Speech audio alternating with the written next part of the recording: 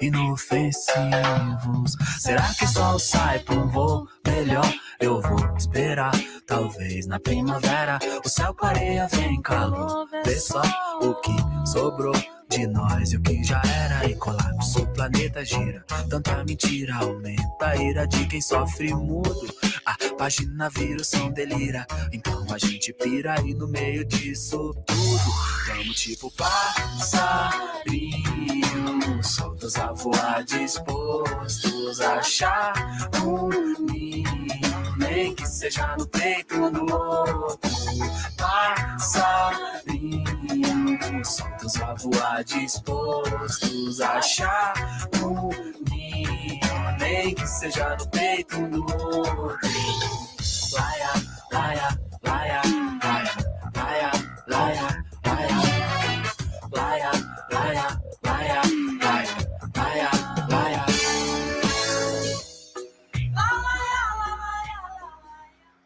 Olá, muito boa noite. Boa noite para todo mundo que está assistindo a gente. Mais uma live da Secretaria Municipal de Educação. Queria dar boas-vindas para todo mundo. Queria agradecer nossa parceria com o Instituto Alcoa e o SEMPEC, Centro de Pesquisas. Hoje a nossa convidada é a Cláudia.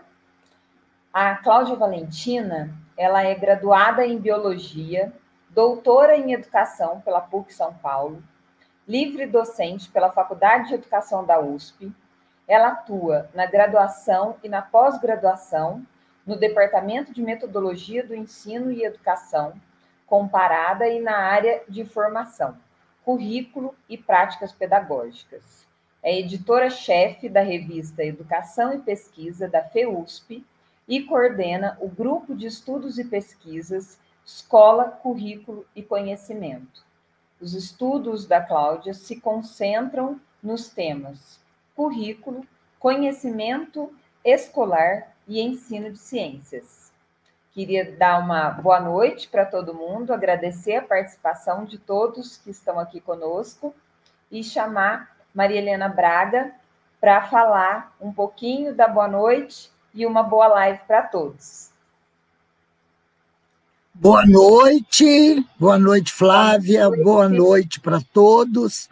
Primeiramente, eu quero me dirigir à Cláudia, que vem hoje com a sua sabedoria e vai conversar conosco, dividir conosco esse tema tão importante para educadores, principalmente educadores de 1º ao 5º ano, sobre escola e currículo. O currículo da escola, ele estabelece metas, objetivos, é a filosofia da escola. E todo professor tem que conhecer, conviver e dominar o currículo da sua escola, porque é através dele que ele vai caminhar.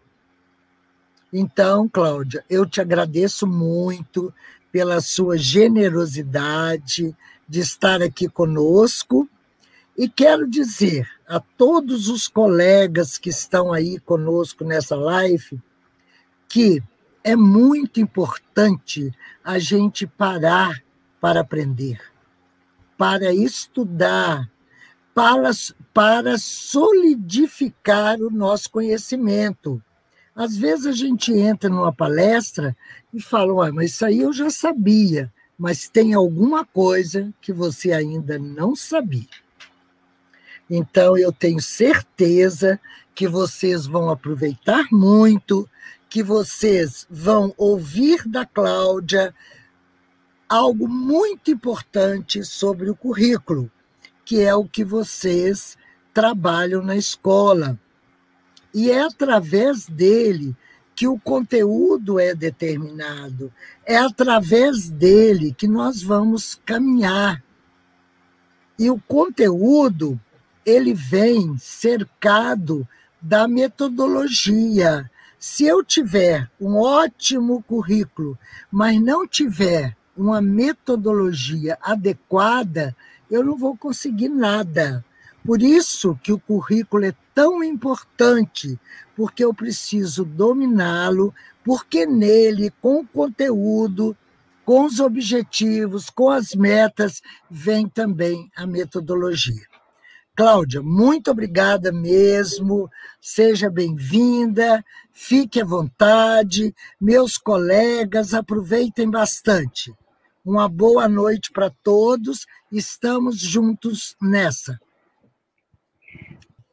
Muito obrigada, Maria Helena, muito obrigada, Flávia, pela apresentação, obrigada pela acolhida, eu agradeço o convite para estar aqui com vocês, espero, de fato, trazer alguns elementos para a gente refletir aqui juntos nessa noite.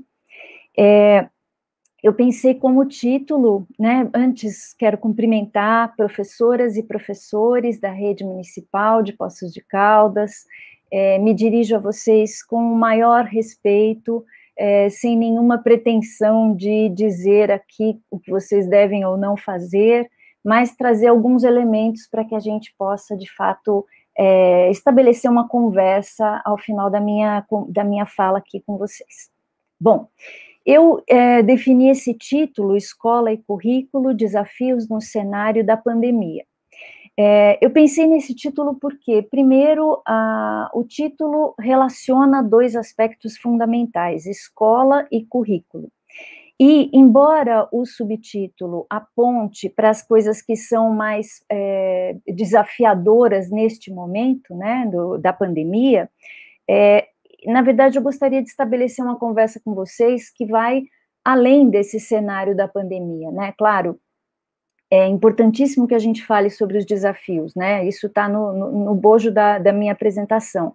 Mas antes eu quero apresentar para vocês uma certa concepção de escola, como é que eu vejo o papel da escola e o que é currículo, de fato, né? Então, quero apresentar para vocês essas duas perspectivas, de escola e de currículo, por um lado, e por outro lado, depois de fazer essa apresentação, quero discutir com vocês se essa forma de enxergar a escola e o currículo, por algum motivo, deveria mudar em função do que a gente viveu e está vivendo neste ano por conta da pandemia, tá?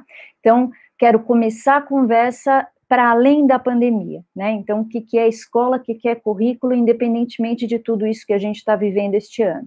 Depois, pensar, bom, peraí, mas com tudo isso que aconteceu, a gente agora entende escola de outra forma? A gente está pensando em outro currículo, outro jeito de pensar a função da escola na sociedade? Então, esse é o caminho que eu vou fazer. Vou falar um pouquinho da minha perspectiva de escola, vou falar da minha perspectiva de currículo, e no final vou falar dos desafios, mantendo a ideia de que não muda o que a gente espera da escola, né? Muda a nossa maneira de refletir sobre o nosso trabalho a partir de tudo isso que se abateu sobre nós neste ano. Bom, então, eu vou começar falando, portanto, da escola, e vou dizer o seguinte para vocês, escola, na minha perspectiva, e eu estou trabalhando aqui com algumas referências teóricas, claro, né, não estou falando só da minha cabeça, é toda uma trajetória de estudo, de pesquisa, que se apoia em alguns pensadores, em alguns pesquisadores. Basicamente, eu estou lidando aqui com a ideia do Bernard Charlot, e vou falar várias vezes sobre uma ideia desse autor, que é a ideia de que a escola serve para a gente tomar distância daquilo que a gente já sabe sobre o mundo e olhar para ele de outras perspectivas, sob outras perspectivas, tá bem? Então, vou trabalhar um pouco com essa ideia.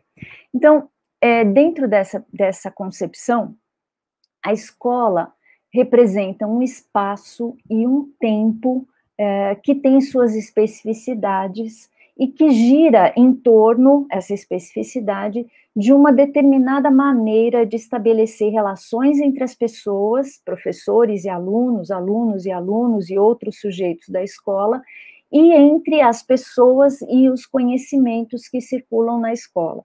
Então, é um ambiente preparado para o contato com determinados conhecimentos. Esse preparo envolve uma específica organização de tempo, uma específica organização de espaço, uma específica organização dos próprios sujeitos no ambiente escolar, assim como uma específica organização dos conhecimentos, distribuídos no tempo, numa certa sequência, com a previsão de tempos para que cada tipo, ou cada quantidade, ou cada bloco de conhecimento seja trabalhado em cada etapa da jornada escolar dos estudantes. Então, isso quer dizer que aprender na escola não é a mesma coisa que aprender em casa ou aprender em qualquer outro espaço. Então, o que eu estou dizendo é que a escola tem uma forma específica e intencional de organizar as aprendizagens e, portanto, de organizar o ensino voltado a essas aprendizagens. Não é a mesma coisa que aprender fora da escola, por exemplo, em casa. Então, a gente aprende muito sobre o mundo o tempo todo, desde que nasce, em todas as nossas interações. O tempo todo a gente aprende, não é prerrogativa da escola, mas a escola tem um jeito específico de fazer a abordagem dos conhecimentos. E, para além disso, ela trabalha com uma seleção de conhecimentos também, que é específica e que cumpre o papel de responder ao que a gente espera desta instituição social. Bom, seguindo por aí, o que a gente vê na escola é um conjunto de condições para que se consolidem saberes comuns, e esses saberes comuns, que são considerados importantes de serem acessados por todos e todas, eles são construídos e são consolidados no contato com outros conhecimentos, especialmente com os conhecimentos que os estudantes trazem sobre o mundo, que eles já sabem sobre o mundo, e que é a partir daí que a gente vai estabelecendo outras relações com outros conhecimentos. Bom, isso quer dizer que o trabalho da escola, portanto, representa uma espécie de uma suspensão. É como se a gente pudesse, por um tempo, num determinado espaço social que é a escola, entrar em suspensão em relação à prática social do cotidiano e olhar para essas práticas sociais e tomar essas práticas sociais como objeto de estudo. Então, por exemplo, eu sei muito sobre a cidade onde eu moro. Eu estou aqui usando um exemplo do Bernard Charlot que eu mencionei antes. Todos os estudantes sabem muito sobre a cidade onde vivem, mas eles conhecem a cidade do ponto de vista da experiência cotidiana. É vivencial esse conhecimento, né? Experiencial. Mas a escola traz outros conhecimentos sobre essa mesma cidade e vai convidar os estudantes a olhar para essa mesma cidade de outros pontos de vista, para além daquilo que os estudantes já sabiam sobre aquela cidade. Então, não se trata de dizer que os conhecimentos dos estudantes não têm valor em si. São importantíssimos, é com base neles que as pessoas transitam pela cidade, conhecem a cidade, estabelecem relações na cidade, mas a escola toma isto e aprofunda essas perspectivas de conhecimento da cidade pelo acesso que dá a determinados conhecimentos. Então, isso é o papel específico da escola. Então, na escola, o que a gente faz?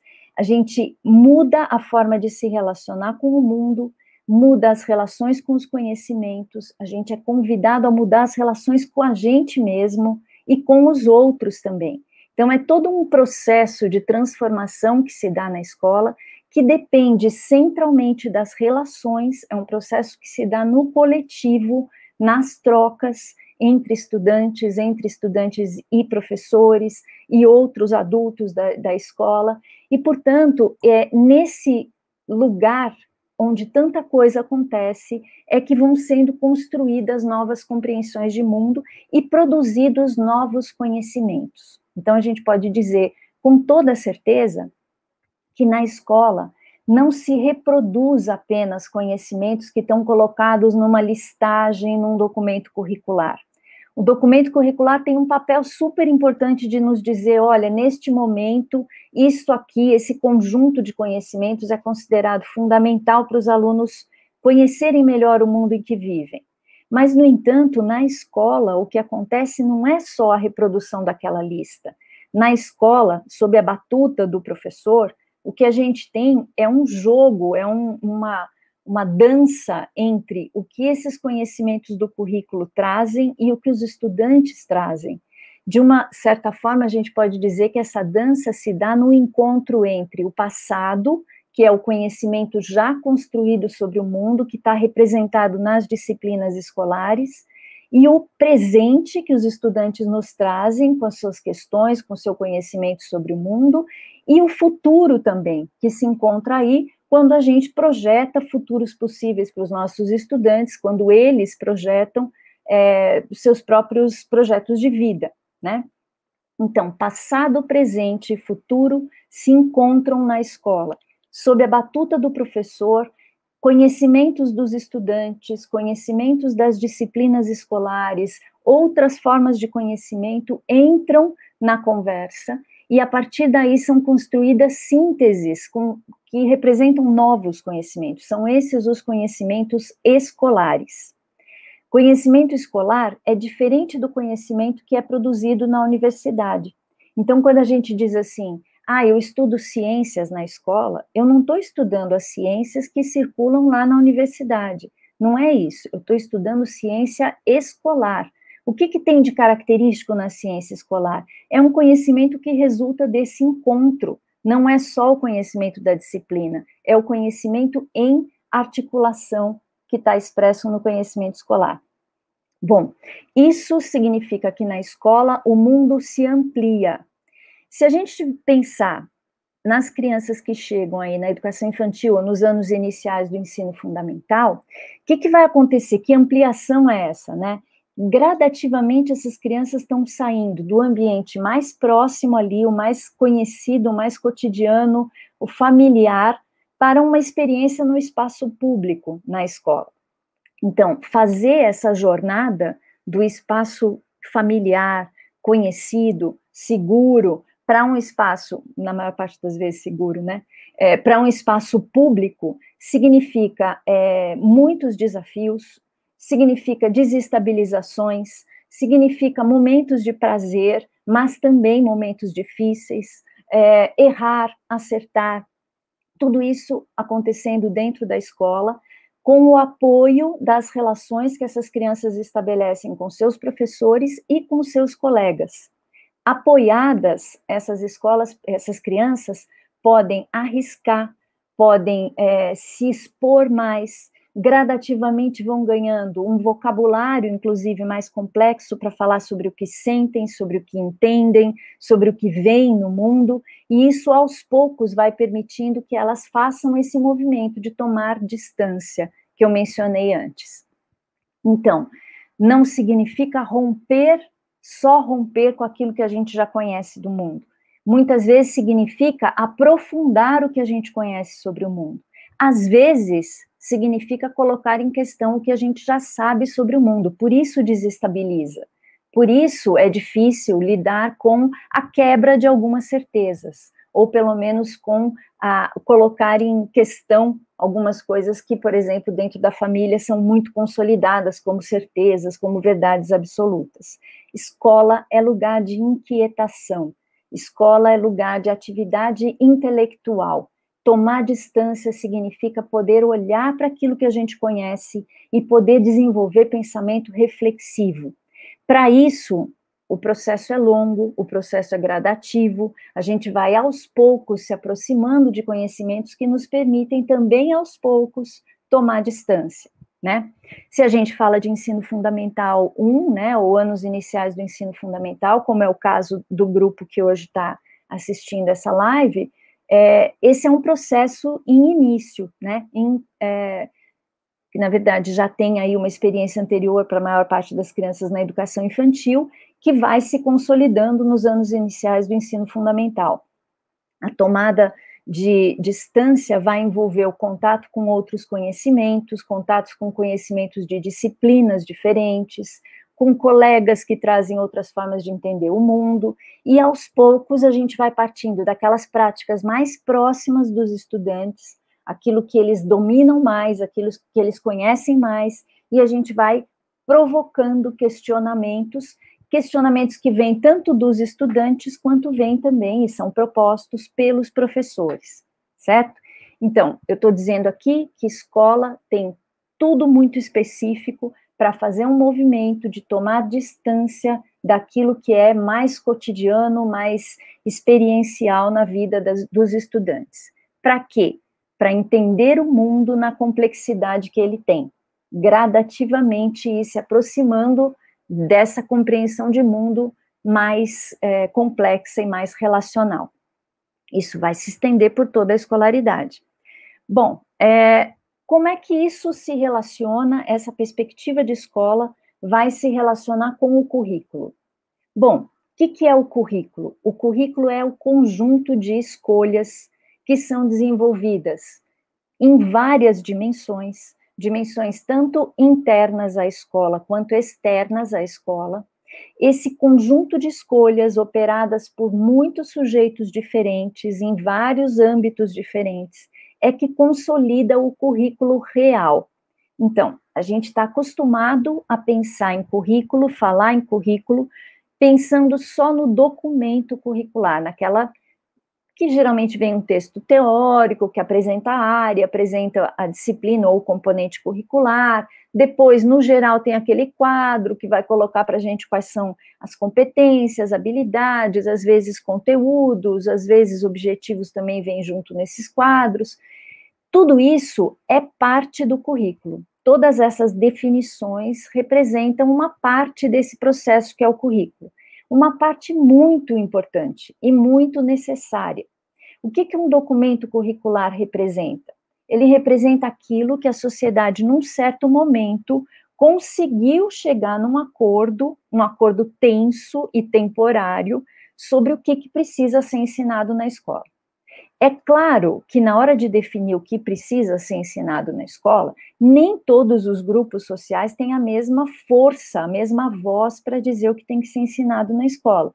Alguns grupos mais poderosos conseguem fazer valer os seus interesses e é isso que vai se expressar principalmente num documento curricular. De todo modo, é importante ter um documento curricular, porque ele representa aquilo que uma sociedade, num certo momento, definiu que todo mundo precisa e tem o direito de acessar. Por quê? Porque a gente acredita que aquilo ali vai dar a possibilidade das crianças que passam pela escola tomarem distância da prática social na qual estão inseridos. Vai mesmo dar conta disso? Algumas coisas que a gente ensina na escola vão dar conta disso, outras talvez não. Outras que não estão no currículo, talvez tenham que entrar para a gente ajudar as pessoas a entenderem melhor o mundo. Certamente tem muita coisa de fora que precisaria entrar no currículo, o prescrito, né, esse documento, mas, de todo modo, aquele conjunto garante, por um tempo, que as pessoas que passam pela escola, todas, deverão ter acesso àqueles conhecimentos. Bom, aceitar que isso é importante não significa aceitar que essa lista, esse conjunto escrito num documento, deve ser tomado como alguma coisa inquestionável. Isso sempre tem que estar sob questionamento, de todos nós, de toda a sociedade. E especialmente por parte dos professores, porque professores é que lidam com essa lista no contato com seus alunos reais. E lá eles podem ter muita clareza sobre o que deveria estar ali e não está, ou sobre o que está ali e não poderia estar, porque seus alunos ainda não estão naquele ponto de discutir aquilo, ou então não é o momento, ou então não é relevante para aquele grupo, para aqueles alunos especificamente. Então, isso significa que o documento é parte da conversa. Uma vez feito um documento curricular, a gente vai ter outras instâncias e sujeitos que farão escolhas sobre o que a escola deve fazer. Primeiro, por exemplo, a gente tem as editoras que vão produzir livros didáticos. Elas vão trabalhar com os documentos curriculares, vão pensar aqui os documentos do governo federal, né, como a Base Nacional Comum Curricular, vão pegar esses documentos, vão fazer uma leitura deles, transformar num material que o professor e os alunos podem usar em sala de aula. Nesse processo de construir esses materiais, já é feita uma nova leitura daquela lista, né, daquele conjunto de conhecimentos, e uma interpretação por parte da editora, por parte dos autores. Então, a gente já vai vendo outros sujeitos consolidando escolhas, formas de abordar o conhecimento. Quando isso chega na escola, os materiais e os documentos curriculares, a escola também terá que fazer escolhas curriculares. Então, quando ela coloca um certo número de aulas para uma disciplina, um outro número de aulas para outra disciplina, dando ênfase a uma disciplina e menos ênfase a outra, isso é uma escolha curricular, que a escola faz, compõe lá no seu conjunto, porque acredita, por algum motivo, que é o que aquela escola precisa, o que aqueles alunos precisam. Quando a escola escolhe colocar certas aulas no começo do período de aulas e as outras deixar para o final, porque os alunos estão mais descansados no começo do período, e então é melhor para trabalhar, por exemplo, matemática, isso é uma escolha curricular. Quando a gente diz assim, eu preciso dos alunos com melhor condição de concentração, por isso vou colocar no começo a matemática, eu estou dizendo que a matemática tem uma prioridade na minha escola. Portanto, isso é escolha curricular. Quando os professores pegam tudo isso, né, organizadinho dentro do ambiente da escola, nos materiais didáticos, nos documentos curriculares, e vão planejar suas aulas, vão planejar o contato dos seus estudantes com o conhecimento que eles apresentam, os professores também fazem escolhas. Então, professores enfatizam certas coisas que estão no livro e não enfatizam outras. Professores pulam determinadas coisas porque acreditam que não é tão importante ou não precisam, enfim, sei lá, por algum motivo, incluem outras coisas que não estão, talvez, no próprio documento curricular ou no material didático. Isso é escolha curricular. O tempo que o professor dedica a uma determinada temática, por exemplo, em detrimento de outras temáticas, é uma escolha curricular. O que esse conjunto de escolhas está mostrando? O que é priorizado? O que é que a gente considera mais relevante para que as crianças aprendam na escola, tá? Com tudo isso, o que eu estou querendo dizer é o seguinte: escolha curricular não é alguma coisa que é feita só pelas secretarias de educação. As secretarias de educação, em todos os níveis, fazem escolhas, compõem documentos curriculares, mas depois editoras de livros didáticos fazem escolhas, escolas fazem escolhas, professores fazem escolhas, muito por conta do que os estudantes mostram a eles em relação ao que foi planejado. Então, todos esses sujeitos juntos, agindo de forma articulada, é que constroem o processo que é o currículo. Isso dá para a gente uma ideia de que currículo, pensado dessa forma como processo, é alguma coisa muito complexa. Mudar o currículo é muito mais do que mudar um documento curricular. Se bastasse mudar documento curricular, a coisa seria muito mais simples do que é de fato. Por isso que certas coisas, muitas vezes, aparecem nos documentos curriculares e até em leis, e demoram muito para chegar no currículo escolar de verdade, né? Isso aí é o quê? É o fato de que a escolha foi feita num nível, mas não foi feita nos outros níveis. Então, isso leva muito tempo, certo? E muitas vezes encontra resistência. Um bom exemplo disso é o estudo da cultura africana e afro-brasileira nas escolas. A gente já tem uma lei definindo isso desde 2003.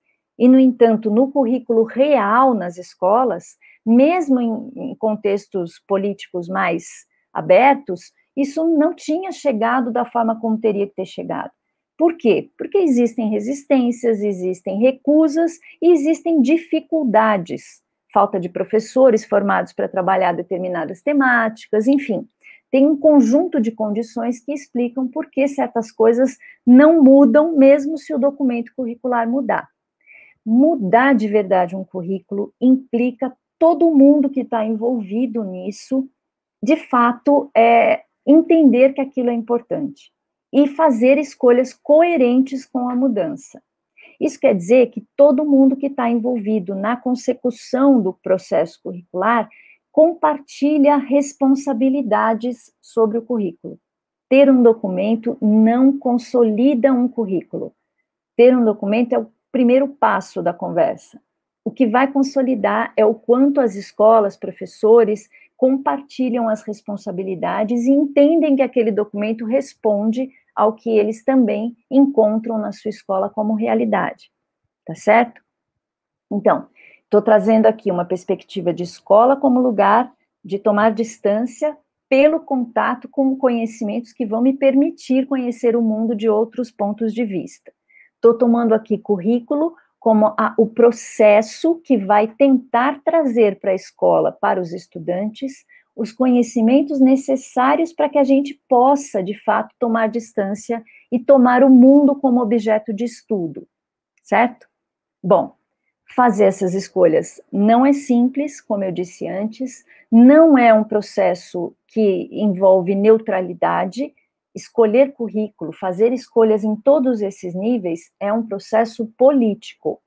Por que é político? Porque tem no horizonte um certo modelo de aluno, um certo modelo de cidadão, um certo modelo de professor também. E vai fazer, as escolhas todas vão ser encaminhadas no sentido de responder a esses modelos estabelecidos politicamente, certo?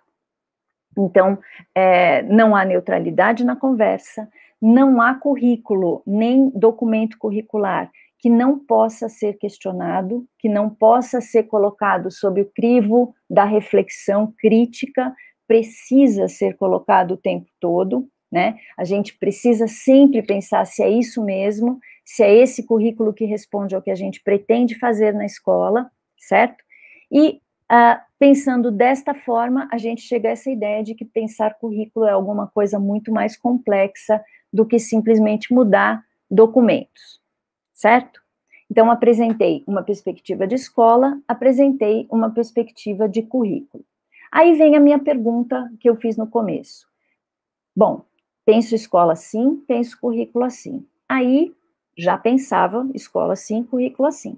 Aí, março deste ano, entramos numa situação de pandemia, de isolamento, de distanciamento de todo mundo do espaço escolar, e aí começam a aparecer os grandes desafios, né? Bom, escola é lugar de tomar distância. Como é que a gente toma distância daquilo que é a prática mais imediata, estando professores e estudantes mergulhados no cotidiano mais próximo até o pescoço, né? Então, assim, a gente está literalmente mergulhado no cotidiano e, ao mesmo tempo, precisa tomar distância dele para fazer o papel que a escola precisa fazer. Usando um meio remoto que a gente não dominava, né? Nem nós, Peraí, só um pouquinho, pessoal. Nem nós dominávamos e tampouco também os estudantes dominavam para este fim, né? Então, não estávamos, de forma alguma, habituados a essas trocas desta maneira aqui, né? Então, como é que a gente pode consolidar essa ideia de escola como lugar de tomar distância usando estes recursos que a gente tem na mão agora? Dá para fazer? Nós, durante este ano, podemos dizer que nos desdobramos, todos nós, para fazer alguma coisa. Sabemos que tem muito valor o que a gente conseguiu fazer neste ano, né? Fez muita diferença na vida de professores e estudantes, os esforços todos que as secretarias, ao longo de todo esse Brasil, fizeram, né? Porém, tem uma questão que é incontornável. Nós não chegamos a todos, né? Não chegamos. E aí, isso nos leva a pensar, bom, muda alguma coisa em relação ao que a gente espera da escola, naquela perspectiva que eu falei antes? Do meu ponto de vista, não muda, não muda. Nós podemos e devemos continuar pensando escola como lugar de tomar distância, como lugar de poder pensar o mundo sob outros parâmetros, sobre outras perspectivas, né? Como um tempo de suspensão, como um tempo de análise, de reflexão, de distanciamento. Bom, a gente já não chegava em todo mundo no formato presencial da escola, né? A gente já tinha problemas muito sérios e muito... desde a nossa base mesmo do sistema educacional, muitas pessoas, estando na escola, ainda estavam com acesso muito limitado ao que a escola estava trazendo, por uma série de motivos que eu não preciso nem trazer aqui, todos nós sabemos, já conversamos em vários momentos a respeito disso, né, o quanto as desigualdades sociais no interior da escola são transformadas em desigualdades escolares, né?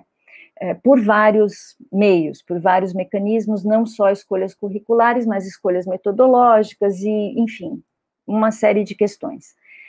Bom, essa pandemia jogou isso na nossa cara, né? Nós já não chegávamos em todo mundo. E desta vez nós não chegamos nem nos que antes nós chegávamos, né? Não chegamos a todos, nem aquele grupo ao qual a gente tinha acesso. Isso põe para a gente uma questão fundamental. Pensar currículo e pensar a escola como lugar da construção do conhecimento comum sobre o mundo não dá para acontecer nessa ideia de que um bom grupo vai estar do lado de fora da conversa. Isso é contrário à ideia de escola, né? É contrário. Então, para já, qual é o grande desafio da gente? Tentar, de alguma maneira, estabelecer e manter o vínculo com a escola. Adianta, neste momento, o peso na mão para trabalhar uma quantidade enorme de conteúdos listados, né, sabendo que nem todo mundo está com a gente e sabendo das dificuldades todas que a gente tem e que as famílias têm para que isso possa acontecer? Não adianta, não dá para fazer isso dessa forma. Então, como manter o vínculo neste momento, enquanto a gente ainda não volta para a escola de forma presencial? Me parece que só dá para ser se a gente tiver a necessária leveza. Estou aqui trazendo uma ideia de uma colega muito querida, que é a professora Mercê Sampaio, que diz isso, que a porta para a gente entrar agora nas casas e continuar mantendo, de alguma maneira, o vínculo com os nossos estudantes, só pode ser a leveza, só pode ser o acolhimento, só pode ser a possibilidade de ouvir o que essas crianças estão aprendendo neste momento, da maneira que elas estão vivendo este momento, né? O espaço da escuta, né? O tempo para a escuta cuidadosa, a troca de impressões, a calma, a leveza, inclusive o prazer em algumas atividades, a possibilidade das trocas mais compassadas, mais cuidadosas, para além de todos os esforços que a gente faz para que aqueles que não têm acesso por conta da tecnologia tenham, de alguma outra maneira, esse acesso garantido. Mas mesmo com os que têm, não é o momento do peso na mão em listagens de conteúdos. Também não é o momento, quando a gente voltar, quando a gente puder estar juntos de novo, não é?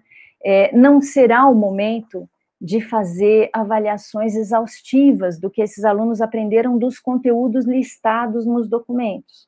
Não pode ser para isso o primeiro momento na escola. Tem que ser ainda um momento de leveza, um momento de acolhimento. É preciso escutar essas crianças, o que é que eles aprenderam, como é que viveram este momento. É preciso escutar essas famílias, o que foi que elas puderam viver, conseguiram viver em torno das atividades escolares dos seus filhos, nas condições em que viveram essa pandemia, né?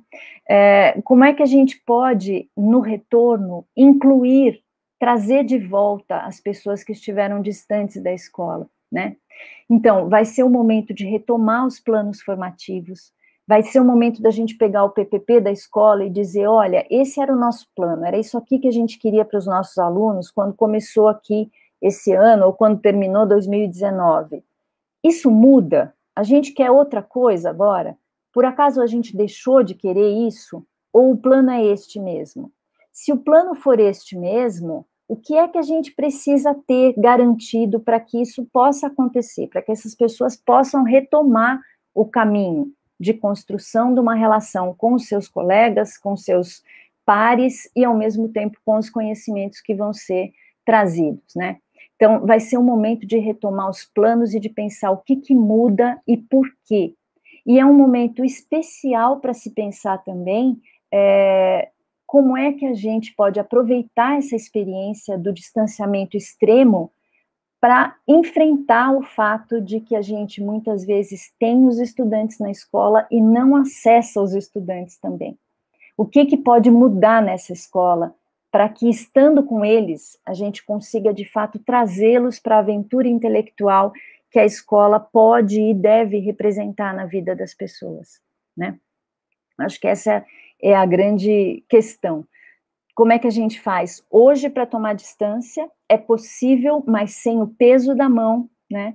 É possível com muito cuidado, com muito acolhimento, com muita escuta, partir daquilo que os alunos estão vivendo, que as crianças estão vivendo já com suas famílias, dentro das suas casas há muitos meses, e aos poucos ir trazendo outros conhecimentos para que elas possam também se distanciar um pouco dessa experiência mais imediata.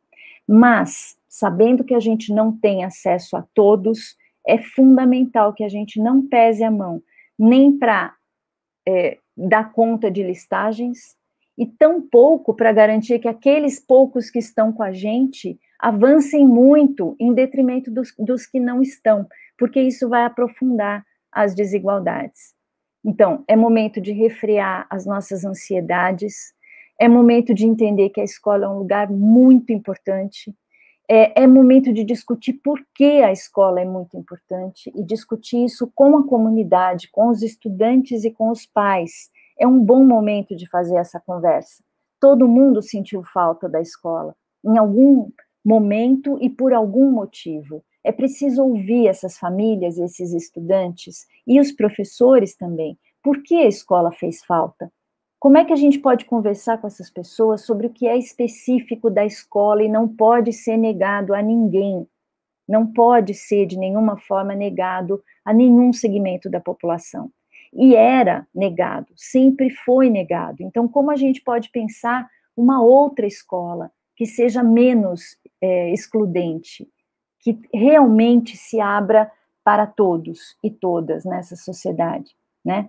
Isso passa por uma discussão de currículo, sem dúvida nenhuma, passa, como a professora Maria Helena falou no começo, por discussões a respeito de método, né, a respeito da didática do professor, claro, também, mas passa também por uma calma para fazer a escuta cuidadosa das pessoas que estiveram tanto tempo distantes da escola e precisam falar sobre como elas entendem a escola, para que a gente possa, como sociedade, encontrar um lugar para a escola que é o lugar da formação crítica de fato, reflexiva de fato, como um lugar da suspensão, o lugar da reflexão, o lugar da atividade intelectual. É um bom momento para retomar essa conversa com as pessoas. A escola não é um lugar só de manter as crianças porque os pais precisam trabalhar. A escola não é um lugar só para manter crianças e jovens protegidos da rua. A escola tem um papel específico na sociedade. Este momento crucial que a gente está vivendo pode ser aproveitado e deve ser aproveitado para discutir por que a gente precisa da escola. E mais, o que a escola precisa como garantia de condições para fazer o seu trabalho com qualidade e chegar a todos e todas nessa sociedade brasileira. Então, acho que é basicamente o que eu gostaria, assim, de trazer para vocês, e estou super disposta a ouvi-los e se fez sentido o que eu estou trazendo, né?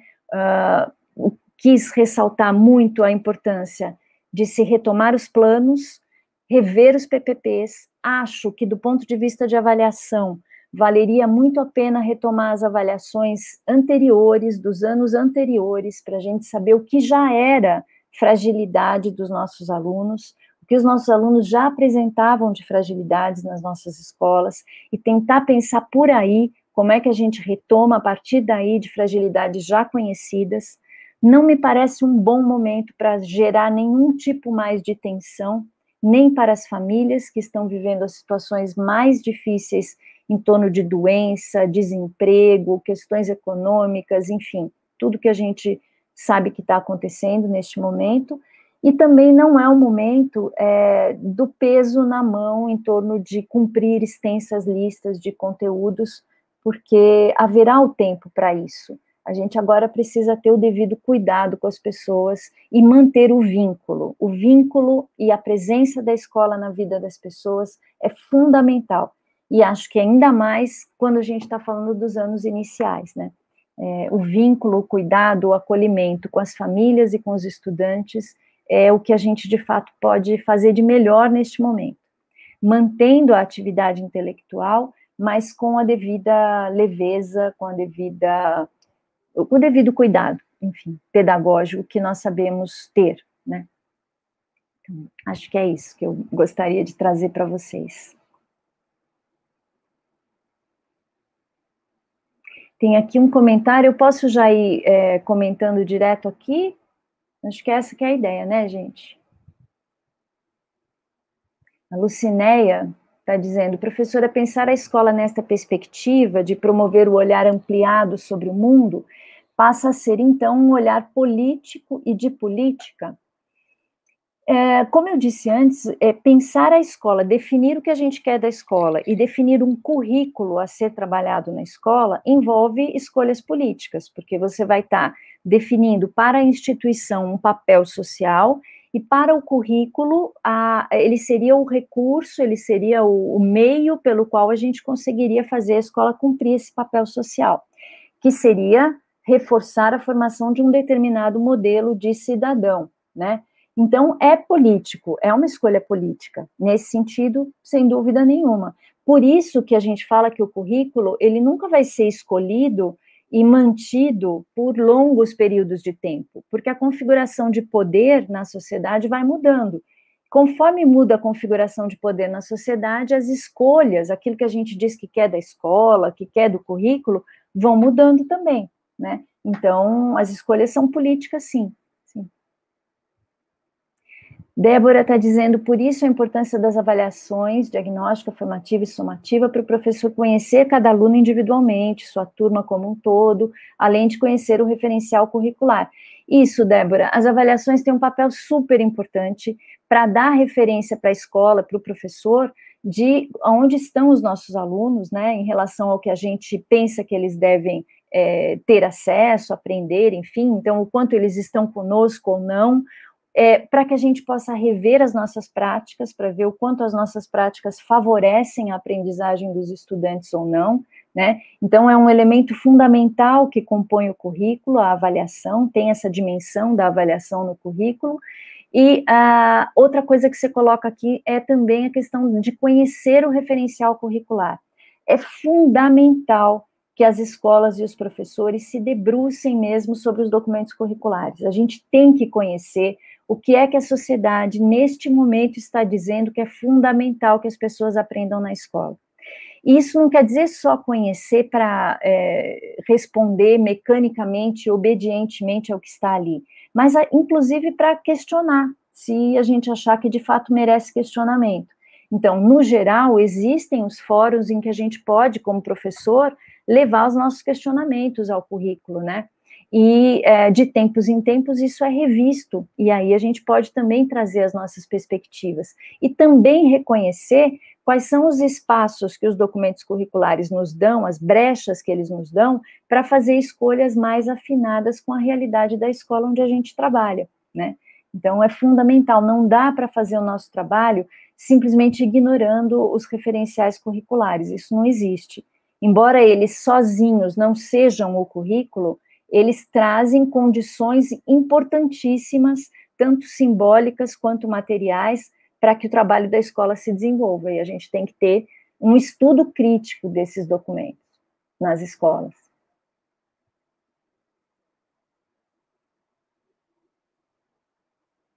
Ariovalda, a bagagem que cada um traz, inclusive nós educadores, é de grande valor, todos aprendemos nesta pandemia. Sem dúvida, Ariovalda, sem dúvida. Foram muitas as aprendizagens, muitas, e a gente teve que correr muito atrás de aprender coisas, tanto as coisas relacionadas à tecnologia, né, que todos nós tivemos que correr atrás, né, enfim, muitos de nós tínhamos uma certa, até uma certa repulsa, né, com os recursos tecnológicos, ou um medo desses recursos, e tivemos que correr atrás, porque era a maneira que a gente tinha para entrar em contato com as crianças e com as famílias, enfim, e além disso, nas famílias, as aprendizagens foram muitas também, desde a questão da responsabilidade compartilhada pelo cuidado da casa, pelo cuidado de outros membros da família, né? Então foram muitas mesmo as aprendizagens, e isso precisa ter espaço na escola, tanto no formato remoto quanto no formato presencial. A gente precisa garantir um tempo para conversar sobre o que a gente viveu e aprendeu neste momento, né?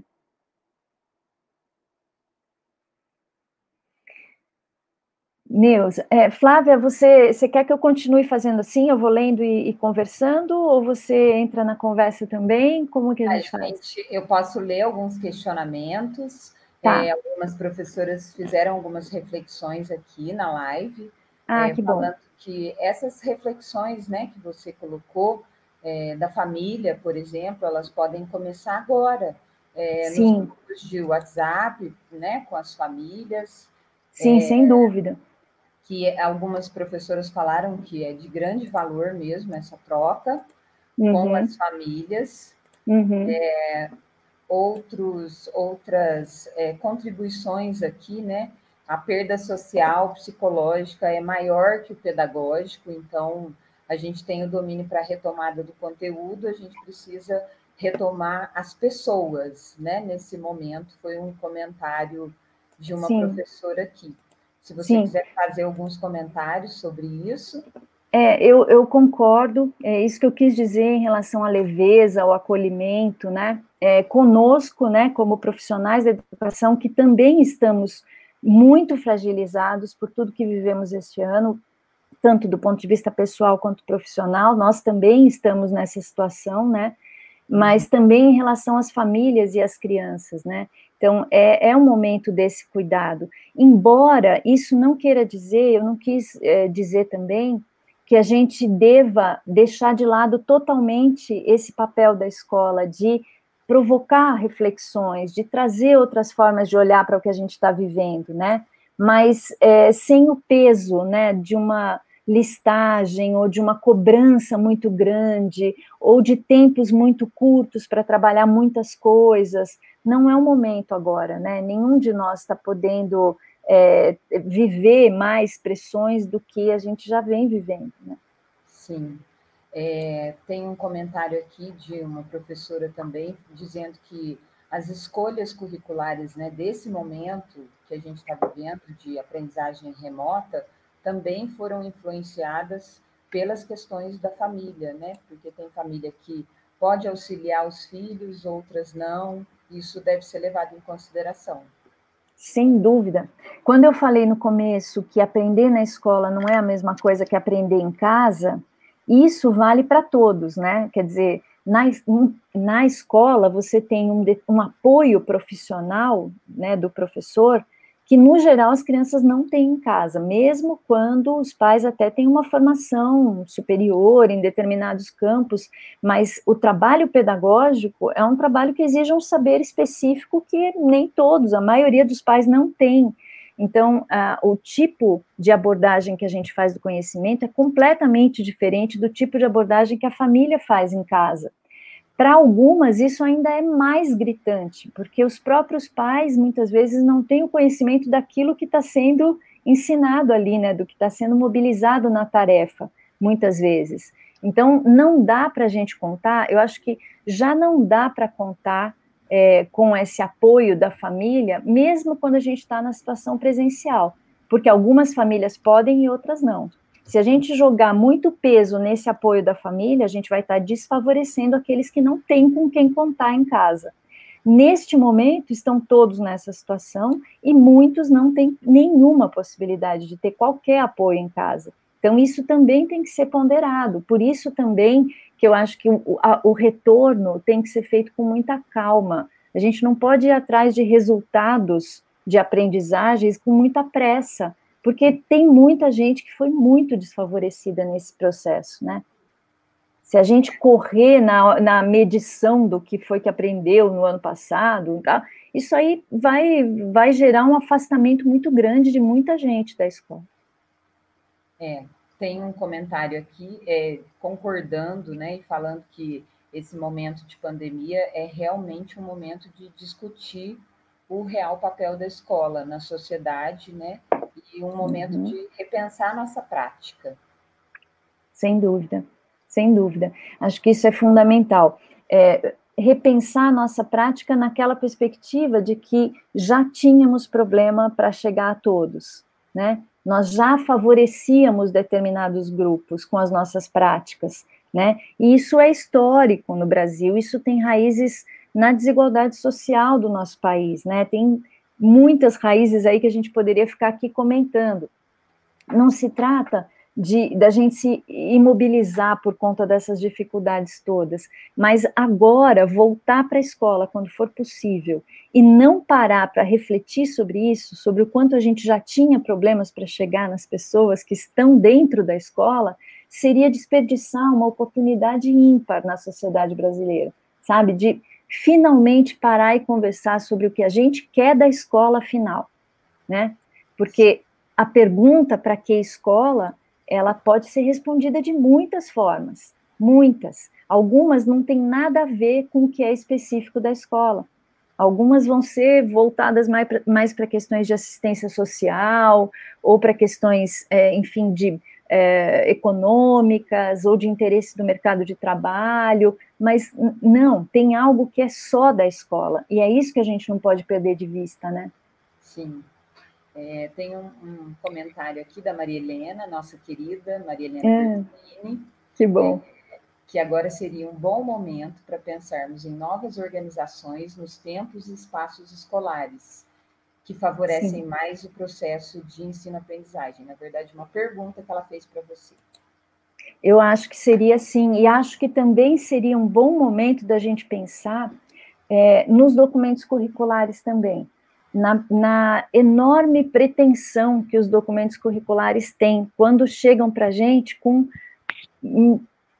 Bom, eu estou me referindo aqui à Base Nacional Comum Curricular, que tem mais de 300 páginas, listagens de habilidades para serem trabalhadas durante um ano, né, que é o período, né, dividido ali na base, é uma coisa muito pretensiosa, e que joga para a escola uma pressão muito grande, e que vai afetar diretamente a nossa forma de abordar o conhecimento na escola, porque a gente está sempre trabalhando na urgência, tem muita coisa para trabalhar, então eu não posso flexibilizar o tempo, por exemplo. Eu não posso respeitar o tempo de aprendizagem dos alunos, porque tem um currículo extenso a ser trabalhado.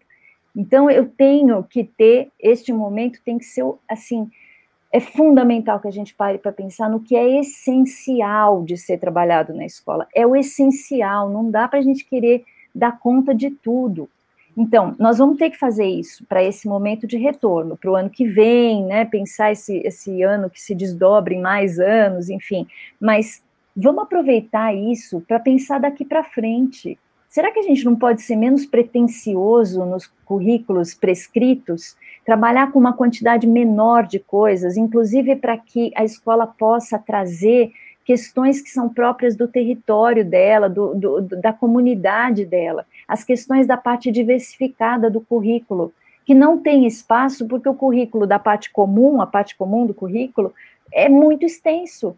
Como é que você pode trabalhar coisas que estão fora do currículo comum, né? Então, dá para pensar isso, dá para pensar o peso que as avaliações externas vem tendo, né, de muito tempo para cá. Então, será que precisa ser assim? De fato, o resultado de avaliação externa pode ser lido como qualidade da educação? Qualidade da educação não é muito mais do que o resultado das crianças nas avaliações? Não tem muito mais coisas a serem consideradas? Então, eu acho que é um momento que é, assim, fundamental. A gente não poderia deixar passar esse momento para dizer, chega, peraí, vamos devagar. O que é fundamental? As pessoas passam pela escola e não aprendem a ler, muitas vezes. Então, peraí, como é que a gente trabalha com currículos tão extensos, tão pesados, e as pessoas não conseguem chegar ao final do ensino fundamental, às vezes até do ensino médio, entendendo o que leem? Tem alguma coisa errada. Eu não quero reduzir demais e empobrecer o currículo, mas eu quero que a gente trabalhe com um conjunto menor de conhecimentos que possam ser aprofundados com mais calma, né? Não precisa de tanta coisa, me parece. E as práticas têm que ser revistas também. Como é que a gente faz para realmente partir do que as pessoas sabem sobre o mundo? Essa história de que o conhecimento que os alunos têm sobre o mundo é a nossa matéria-prima, né, a matéria-prima de trabalho do professor, todo mundo sabe, todo mundo fala isso e considera isso verdade. Como é que faz isso? Como é que eu faço isso de uma forma que favoreça a compreensão dos alunos sobre aquilo que eu estou falando? Como é que realmente eu consigo fazer essa articulação, né? O quanto um professor também precisa ter possibilidade de se aprofundar nos conhecimentos daquilo que ele está ensinando, para poder aproveitar esse conhecimento todo e fazer as pontes que ele pode fazer com que os alunos conhecem sobre o mundo, né? Então, que tipo de formação inicial e continuada a gente precisa para que isso possa ser possível na escola? Que tipo de material didático a gente poderia ter para que isso fosse favorecido também? É hora de rever tudo isso. Já que a gente foi obrigado a pôr o pé no breque, vamos aproveitar esse momento para sair desse modo contínuo que a gente estava e refletir, vamos falar sobre essa escola. Que escola é essa? Em quem ela chega de verdade? Nós vamos continuar aceitando que a gente tem uma escola pública que não chega a todos? Nós vamos continuar convivendo com isso nessa sociedade? Está na hora de dar um basta. Vamos continuar convivendo com a ideia de que o professor e a escola pode fazer o seu trabalho em qualquer condição, sendo herói, o tempo todo tendo que ser herói? Não, chega dessa conversa. São profissionais da educação que precisam de condições para fazer o seu trabalho. Que tipo de apoio esses profissionais precisam para fazer seu trabalho? Eu acho que é hora de uma grande discussão de relação com a escola, sabe? Fazer uma DR mesmo sobre a escola e a sociedade. Mais qualidade, menos quantidade, né? Eu acho. Tem uma outra pergunta aqui da Heloísa. Com todas essas transformações ocorrendo em nossa sociedade, poderemos perceber a relação que a educação possui? Acredito que você até já tenha respondido, né? Eu acho que sim, eu acho que sim. Pensando naquela ideia, né, que eu falei, de escola como lugar de estranhar o mundo, de tomar distância, né, de não se contentar com a explicação mais imediata que a gente já tem sobre as coisas, porque, claro, todo mundo carrega suas explicações sobre os fenômenos mais próximos. A escola é o lugar da gente não se contentar com isso, a gente quer mais do que isso. Não porque não vale nada o que as pessoas sabem, mas porque a escola tem um papel e ela pode e deve apresentar outros recursos para olhar para o mundo, né? Então, todas essas mudanças têm que ser objeto de estudo na escola. A gente precisa pensar a respeito disso. Não com os pequenos, claro, mas conforme você vai avançando, dá para pensar nas novas relações de trabalho que vão se estabelecendo na nossa sociedade, o que isso significa em termos ambientais, em termos sociais, em termos econômicos. Dá para a gente pensar nas novas demandas do trabalho sobre as pessoas, sobre como o trabalho invade todas as esferas da vida das pessoas, o que isso significa para as relações entre as pessoas, enfim, tem muita coisa para ser pensada, e a escola é lugar de fazer isso.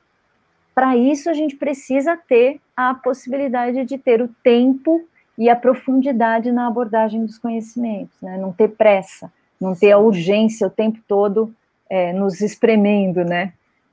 Acho que esse é o ponto. Acho que o que você disse agora casa muito com as 5 competências, né, da BNCC. São só 5, né, mas elas são tão amplas de trabalho, né? Uhum. Sim, é muita coisa. Se você for desdobrar dentro das 10 gerais ali, né, das 10 competências gerais, se a gente for desdobrar ali o que tem de conhecimentos a serem mobilizados, né, é muita coisa. E aí também tem que pensar o quanto isso fica claro nesses documentos. Quais são os conhecimentos a serem mobilizados? Adianta também você falar, o aluno tem que ser competente nisso, mas você não diz quais os conhecimentos a serem mobilizados para que essa competência seja desenvolvida? Alguém vai ter que dizer isso, alguém vai ter que destrinchar essas competências. E aí é que entram os materiais didáticos, entram os cursos de formação de professores, as assessorias, enfim, vai entrando uma porção de outros sujeitos que vão fazer essa tradução, né, da competência em conhecimento, né, a ser abordado. Dá para desdobrar um currículo, né, em cima dessas competências gerais, né? Muita coisa. O César fez um comentário aqui também, que para além da parte pedagógica, né, especializada, se faz necessário ressaltar que a empatia e a socialização também são importantes. Sem dúvida, sem dúvida. Hoje eu conversei com uma rede aqui de São Paulo, outra que disse que, assim, quando pergunta isso, né, para as pessoas, por que a escola fez falta na vida da gente? Quando pergunta isso para as famílias e para os estudantes, o que mais aparece, em primeiro lugar nas respostas, é a questão da socialização, dessa possibilidade de você encontrar com outras pessoas. Do ponto de vista das crianças, tem um outro elemento, né, que é assim, as crianças em casa o tempo todo, elas estão o tempo todo vigiadas, na maior parte dos casos, né. Na escola, se abrem brechas, se abrem espaços para trocas apenas entre as crianças, né? Tem uns escapes, tem uma construção de conhecimentos que gira em torno só dos estudantes, que escapa aos adultos, e que é fundamental, e que deve estar fazendo uma falta louca para as crianças, né? Sim. Poder ter esse momento mesmo de você construir juntos explicações para as coisas, arriscar explicações para as coisas, testar, né, possibilidades no espaço, no tempo, tudo isso está tolhido, né, nesse momento, e a escola tem um papel fundamental, e toda essa relação com o conhecimento, ela depende dessas trocas também, por isso é tão complicado também para a gente fazer isso nesse meio, né, remoto, porque fica muito truncada a conversa, né, entre nós e os estudantes e entre eles também, né, por mais que eles achem lá os caminhos para se comunicar enquanto a gente está ali na aula, né, mas mesmo assim é diferente, muito diferente, né? Faz muita falta e é muito fundamental mesmo, concordo com o César. Está fazendo falta para a gente, né, imagina para as crianças. Tem uma pergunta da Juliana, que se você acredita que as famílias, com o retorno das aulas presenciais, deixarão de ver a escola como um lugar de depósito de alunos, ela coloca entre aspas, né? Porque não são todas as famílias. Sim, mas sim. Se você acredita que esse olhar da família vai ser diferente para a escola? Olha, eu acho que vai depender muito da conversa que a gente continuar mantendo com as famílias. De uma maneira geral, eu acho que a gente foi forçado a estabelecer uma outra conversa com as famílias nesse momento, né? Cada escola foi conseguindo isso de uma forma diferente, mas a gente entrou na sala das famílias, a gente entrou na cozinha, a gente entrou nos quartos, a gente misturou realidade escolar com realidade da família. O que a gente fazia e que era um mistério para as famílias, né, que era algo fechado na escola, invadiu a casa. E o oposto também, né? A gente vê as coisas mais cotidianas da família também ali expressas para a gente, né? Isso tudo se misturou. Eu acho que é preciso aproveitar essa necessidade que se deu, né, do contato maior, para não perder de vista essa conversa, pensar em como a gente pode manter isso daqui para frente. Talvez essa ideia da escuta, que alguém comentou no começo, que não precisa esperar o retorno presencial, não precisa mesmo, é agora, né? Já começar a escutar, já começar a rever os planos que a gente tem e tinha, né? O que mudou, o que não mudou, o quanto a gente está próximo ou distante daquilo que a gente gostaria de fazer, né? Tem que envolver os estudantes e as suas famílias. Eu acho que a gente precisa também ter a esperteza para manter esse contato com as famílias, não perder isso de vista. Vai depender muito da gente. Senão vai cair de novo nessa coisa descolada mesmo, né? Ainda que nos anos iniciais a gente tem até uma proximidade maior das famílias em relação à escola, né? Isso vai se perdendo no Fundamental 2, né, nos anos finais, e no ensino médio, então, nem se fala, né? Então, seria interessante a gente pensar para todo o ensino fundamental, como é que a gente pode continuar conversando sobre a escola e a importância dela. E isso acho que deveria começar já. E talvez com uma pergunta muito simples mesmo, por que a escola fez falta?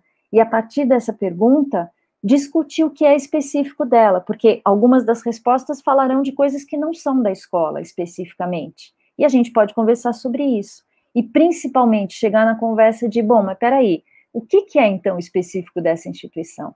E aí, próximo passo é como é que a gente faz isso acontecer? Como é que a gente compartilha responsabilidades, escola, família, para que a escola possa cumprir o seu papel, né? Acho que é um ponto fundamental na nossa história como escola pública agora. Bom, Cláudia, a gente não tem mais comentários aqui. Queria agradecer imensamente a sua participação, acho que foi, assim, super valiosa, né? Foi um casamento de tudo que está acontecendo na escola, né? Em todas as unidades. Acredito que todo mundo tenha ficado muito contente de ouvir as suas palavras. Foi, assim, de grande aprendizado para a gente. Nossa, muito obrigada. Agradecer imensamente mesmo, agradecer a todo mundo que ficou aqui, que está nos ouvindo, que participou, e gostaria de chamar a secretária Maria Helena para finalizar a nossa noite. Já estou na tela. Já estou na tela. O som está arrumando? Cláudia, foi tão interessante a sua fala, porque trouxe à tona situações tão simples e tão sérias que a gente tem que vivenciar durante e depois da epidemia. Não adianta a gente imaginar que essa epidemia não trouxe resultados positivos. Trouxe. Todo mundo passou a perceber que a escola é importante na sociedade, que o professor é insubstituível. Não há tecnologia que domine e que substitua a presença e a relação do professor. Essa relação homem-homem, ela tem que ser mantida e é através dela que nós vamos fazer o diagnóstico e a acolhida. É muito importante para nós, Cláudia, o acolhimento que nós vamos ter desses alunos. Verificar, às vezes, eles aprenderam mais do que nós imaginávamos. Não com o nosso ensinamento, mas com a vida. Né? Então, nós temos toda essa responsabilidade. Eu gostei muito. Sim, Cláudia? Que bom, muito obrigada. Você trouxe à tona aquilo que eu acredito. E nada substitui a forma de trabalhar com o currículo do que o professor. Ele é o dono. Ele faz da maneira dele. Sim. Isso é muito importante. Por isso que ele tem que estar muito bem preparado, bem trabalhado e não pode perder nenhuma oportunidade de aprender. Porque através... Ninguém nasce professor, né, Cláudia? Claro. Nós somos construídos professor. E nós precisamos... Eu tenho 55 anos de magistério, Cláudia. É mesmo? Que legal, que ótimo. Passei por todos os segmentos da educação. Dei aula no curso superior muito tempo, na pedagogia, e eu aprendi. Nada pode ser feito sem competência. E o aluno tem que aprender. Se o aluno não aprende, alguma coisa está acontecendo. Eu tenho que descobrir o que é. Sou eu ou ele? Ou é alguma variável interferindo nesse processo? Eu tenho que descobrir. Né? Muito obrigada a você. Eu que agradeço. Muito obrigada. Foi importantíssima a sua participação. Que bom, agradeço. Para os professores, para os meus colegas, que é um pessoal de garra. Nós temos um corpo docente aqui em Poços de Caldas, Cláudia, de causar inveja. É um povo que se dedica mesmo à função, com raríssimas exceções, que se dedica totalmente àquilo que escolheu. E é isso que nós estamos precisando. Que ótimo, isso mesmo. Eu agradeço as suas palavras, agradeço muito as perguntas, os comentários. Foi uma ótima conversa, gostei muito também de participar com vocês e espero ter trazido mesmo alguma contribuição, viu? Uma boa noite a todos. Uma boa noite, um abraço. Um abração para todos. Um abraço, tá? Tchau. Tchau. Até amanhã. Até! No Rio Verde se enfurnará pra no Paraná poder pratear e cair no mar. Pra no Paraná poder pratear e cair no mar. Remandu em Sapucairá, no Imirim azul estará. No Rio Verde se enfurnará pra no Paraná poder pratear e cair no mar. Pra no Paraná poder pratear e cair no mar. Debaixo d'água a lua, risca a estrada pro mar. Seguindo esse caminho, fumante bem velhinho, na correnteza navegará. Passa semana em semana, segunda, sábado e domingo. E se o tempo ajudar, eu vou parar de sonhar, pra em poucos dias chegar. Pra no Paraná poder pratear e cair no mar. Pra no Paraná poder pratear e cair no mar.